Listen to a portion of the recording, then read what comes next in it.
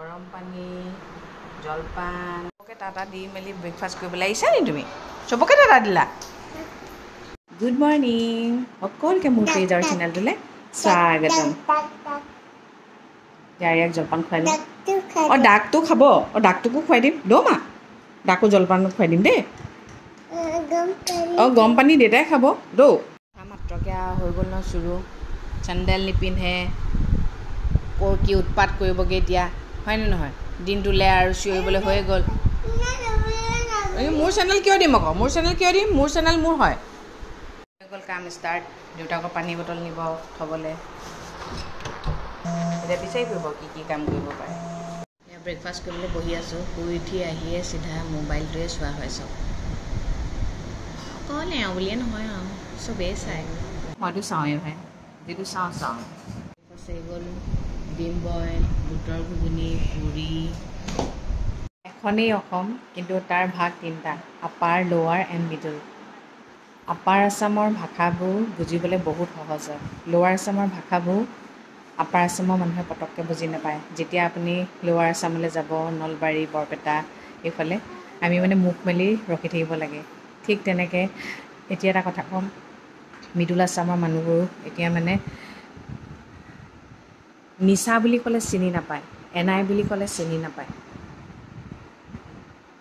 বৰমা বৰ্তাটো চিনি পাই চাগে দেই নিচা কাক কয় জানেনে মাকৰ ককায়েকক নিচা বুলি কয় মাকৰ ভায়েকক মামা বুলি কয় আপাৰ আছামৰ আৰু আহোম মানুহৰ কি জানেনে পূৰা ক্লিয়াৰিফিকেশ্যন থাকে এটা মানে নিচা বুলি ক'লে মাকৰ ককায়েক হয় মামা বুলি ক'লে মাকৰ ভায়েক হয় কিন্তু মিডল আছাম আৰু মানে লোৱাৰ আছামৰ কি হয় মামা বুলি ক'লে সৰু ডাঙৰ দুইজনে সোমাই যায় এতিয়া আমি ধৰিবই নোৱাৰোঁ মাকৰ কোনজন ককায়েক হয় মাকৰ কোনজন ভায়েক হয় আৰু মামাকক কেতিয়াও ভাগিনীয়েকে সেয়া কৰিব নাপায় কিন্তু নিচাকক সেয়া কৰিবই লাগিব এনাই বুলি ক'লে এতিয়া মোৰ মাক আৰিয়াই এনাই বুলি ক'ব এইফালে আকৌ মাকৰ মাকক আইতা বুলিয়ে কয় কিছুমানে যে আপাৰ আছামৰ ভাষা বুলি কৈ হাঁহে কিছুমানে লোৱাৰ আছামৰ ভাষা বুলি কৈ হাঁহে কোনেও কাক হাঁহিব দৰকাৰ নাই যাৰ যি ভাষা সেইটোতো ক'বই লাগিব ন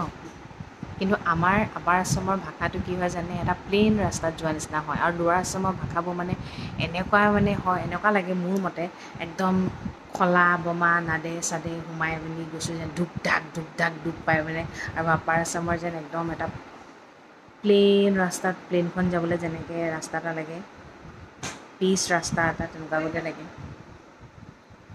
কেনেকুৱা ভাষাবোৰ ন চাগে মানে কিন্তু লোৱাৰ আছামৰ মানুহে আমি যিটো আপাৰ আছামৰ মানুহে কওঁ সেইটো তেওঁলোকে লিখিতভাৱে কৰে কিন্তু কথিতটো তাত তেওঁলোকৰ বেলেগ হয় আমাৰ লিখিত আৰু কথিত দুইটা একেই হয় আৰু এটা কথা কওঁ বহুতে কয় আপাৰ আছামৰ মানুহবোৰৰ মুখত ৰটো নুফুটে নেকি ৰটো ফুটে একচুৱেলি আমি নকওঁ সঁচা কথা কিন্তু আমি ৰটো নকওঁ মানে আমি এনেকৈ কওঁ ব'ল বজাৰ যাওঁ ৰটো নকওঁ আৰু আমি যে কওঁ বৈ যাওঁ বুলি যে কওঁ এবাৰ মোক ছোৱালী এজনীয়ে কৈ হাঁহিছিলে অফিচত তহঁতি কি বৈ যাওঁ বুলি কওঁ নৈ পানী যেনেকৈ বৈ যায় তহঁতি কিয় বৈ যাওঁ বুলি কওঁ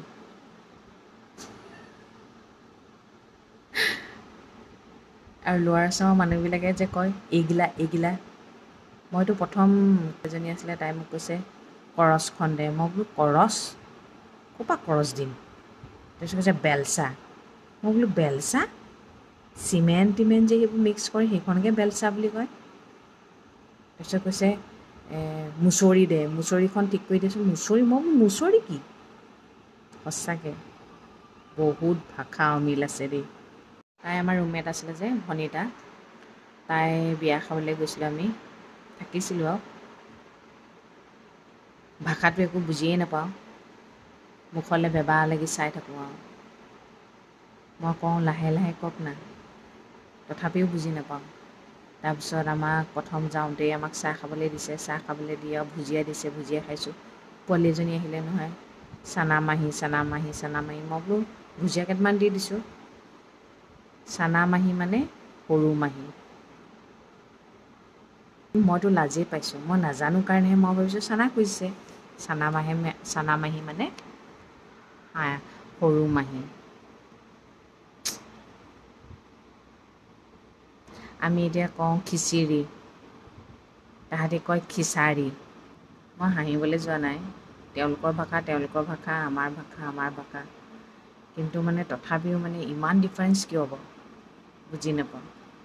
মই আকৌ আহোমৰ বংশধৰ দেই, চাওদাং গোষ্ঠী বুলি যে কয়, চাওদাং গোষ্ঠীৰ হয়। কিন্তু এটা কথা ক'বলৈ মোৰ বেয়া লাগে দেই, চাওদাং গোষ্ঠী বুলি সেইকাৰণে মই নকওঁৱেই। এই চাওদাঙে জয়মতীক শাস্তি দিছিলে যে, সেইটো কাৰণে মোৰ বহুত বেয়া লাগে। কিন্তু চাওদাং মানুহবোৰে মানে বৰ একা-চেকা, মানে কি জানেনে, বৰ মিঠা কথা ক'ব নাজানে। ময়ো মিঠা কথা ক'ব নোৱাৰোঁ দেখিছেনে, কথাবোৰ খংখচ মানে কৈ দিয়াৰ পিছতহে ভাবোঁ কিয়নো এনেকৈ ক'লোঁ বুলি। আৰু আমাৰ মানে কি হয় জানে, আমাৰ ল'ৰা ছোৱালী জন্ম হোৱাৰ লগে লগেই সাঁজ মুখত দিয়ে। আপোনালোকে সাঁজটো চাগে চিনিও নাপাব পাৰে, কিছুমানে চিনি পায়, কিছুমানে চিনি নাপায়। সাঁজটো মানে ধৰক চাউল আৰু সাঁজৰ গুটিয়ে দি বনায়, সাঁজ মুখত দিয়ে, গম পাইছেনে? সেইকাৰণে আহোমৰ ঘৰলৈ গ'লে সাঁজ পাবই। কিছুমান ভিতৰপকীয়া বাহিৰপকীয়া সেইবোৰ কিবাকিবি নিয়ম আছে, মই কিন্তু নাজানো দেই। আৰু আমাৰ ঘৰত মানে সাঁজৰ নিয়মটো ৰখা নাই, কিয়নো সেই নিয়মটো যদি আমি একদম মানে পূৰ্বপুৰুষৰ পৰা চলি আহিছিলে, আৰু এতিয়া যদি আমাৰ বংশৰ বোৱাৰীবোৰে ৰাখিব নোৱাৰে, তেনেহ'লে সেইটো এটা পাপ লাগিব। সেইকাৰণে মানে আমাৰ নিয়মটো উঠাই দিলে। সেইবোৰ মানিব নোৱাৰিলে দিগদাৰ হ'ব যে, সেইকাৰণে মানে আমাৰ এতিয়া কিবা এটা পাতিলে মানে সাঁজৰ নিয়ম কৰিবই লাগে। আৰু সেইটো সদায় পিছলৈ চলিব নে নচলে গম পোৱাটো নাযায় ন, আৰু নকৰিলে প্ৰব্লেম হ'ব যে, সেইকাৰণে মায়ে মানে সেইবোৰ উঠাই দিলে। ময়ো পিছে সেইবোৰ নিয়ম নাজানো দেই, সেইবোৰ একদম নাজানো। এই এভাৰী উডটো লগালেই মোৰ লগৰজনীলৈ মনত পৰে, কিয় জানেনে, মোৰ মুখখনত যে এইবোৰ দেখিছে বসন্তৰ দাগ 45টামান আছিলে। ক্লাছ 7ততো এনেকুৱাকৈ উঠিছিলে নহয়, মানে মোক দেখিলে মানুহে ভয় খাব মানে। মই নিজকে দেখি নিজেই ভয় খাওঁ, অকল মুখত উঠিছিলে।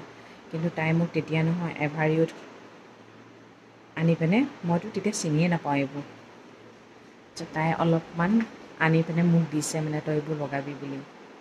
মানুহৰ সহায়বোৰ কিন্তু মই পাহৰি যাব নোৱাৰোঁ দেই, সেইকাৰণে এইটো লগালে যে তাইলৈ মনত পৰে, মন চুমিলে। কিন্তু বহুত মানে ভাল আছিলে, এতিয়াও ভাল, কিন্তু মই মানে বৰ জিদ্দি। যেতিয়া মোৰ পৰা কোনোবাই বস্তু এটা লৈ যায় নহয়, মই সেই বস্তুটো নলওঁ আৰু। তাই মোৰ বেষ্ট ফ্ৰেণ্ড আছিলে, কিন্তু তাইক মানে মোৰ পৰা কাঢ়ি লৈ গ'ল। সেইকাৰণে মই তেতিয়াৰ পৰা মানে বেষ্ট ফ্ৰেণ্ড বোলা বস্তুটো বাদ দিলোঁ, আৰু নালাগে মোক কোনো বেষ্ট ফ্ৰেণ্ড।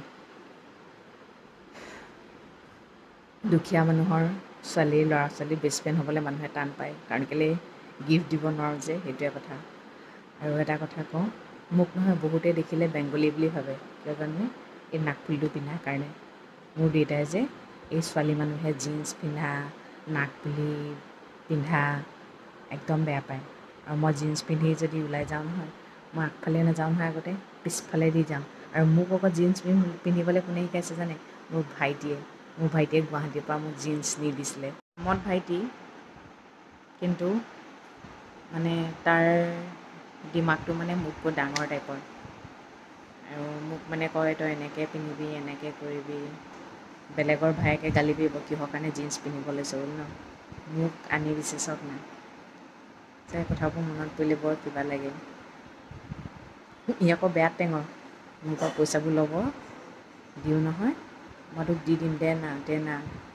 মই নিদিওঁ বুলি ভাবোঁ আৰু, কিন্তু মনটো বেয়া লাগি যায় ন, দি দিওঁ নহয়, পইচা দিয়া নামেই নলয় আৰু।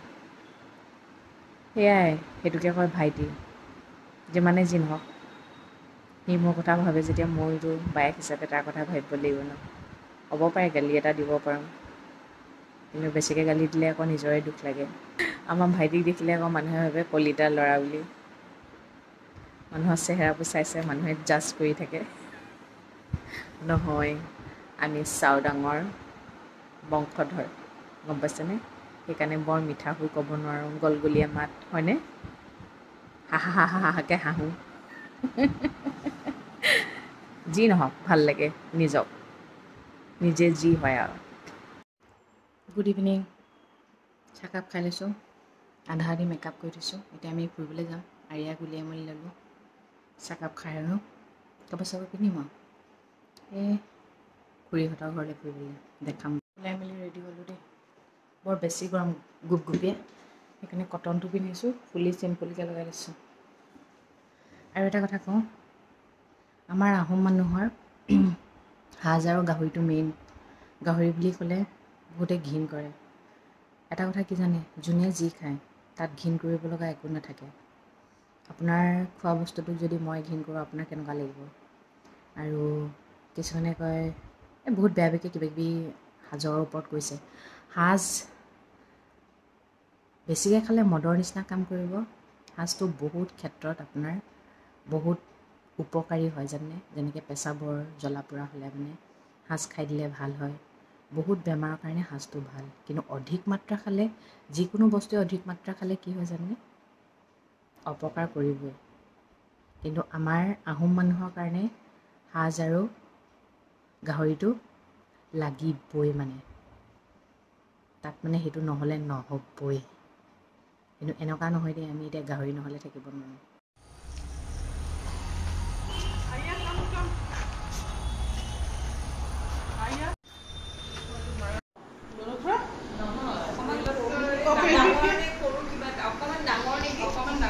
তাৰপিছত আহি পালোঁহি, পূৰা খাই আহিছোঁ। এইকেইদিনা আলহীকে পূৰা খাইছোঁ আৰু মুঠতে যাৰ যিয়ে ভাষা নহওক, তাৰ পৰা আমি কিবা এটা শিকিব পাৰোঁ ন। মই সেইটোৱে জানো, কোনেও কাৰো ভাষাক লৈ হাঁহিব নালাগে। কিবা এটা নজনা এটা শুনিলে আমি অবাক হওঁ বাৰু, প্ৰথমতে অবাক হওঁ, তাৰপিছত সেইটো আমাৰ চলি যায় আৰু ন, লাইফত প্ৰব্লেম নাই। কিছুমানে কিছুমানৰ ভাষাক যে নেগলেক্ট কৰে, মই সেইটো একদম বেয়া পাওঁ। আৰু কিছুমানে কিছুমানৰ খানাক লৈ যে কয় যে এইবোৰ কি খাইছে, জংগলী মংগলী পংগলী, এইবোৰ ক'বলৈ দৰকাৰ নাই। যোনে যি ভাল পায় তাকে খাইছে, আপোনাক খা বুলিতো জোৰ কৰা নাই। মুঠতে লোকৰ খানা ভাষাক লৈ কেতিয়াও ইটিকিং নকৰিব। নিজে যেনেকৈ নিজৰটো ভাল পায়, নিজৰ কালচাৰটো নিজৰ লগতে ৰাখিব।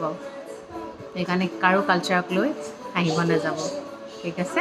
তেন্তে হ'ব দিয়ক, আজিলৈ ৰাখিছোঁ। সদায় কোৱা দৰে ক'ম, ভগৱানে সকলোৱে মংগল কৰক, সকলো সদায় ভালে থাকক। Good night.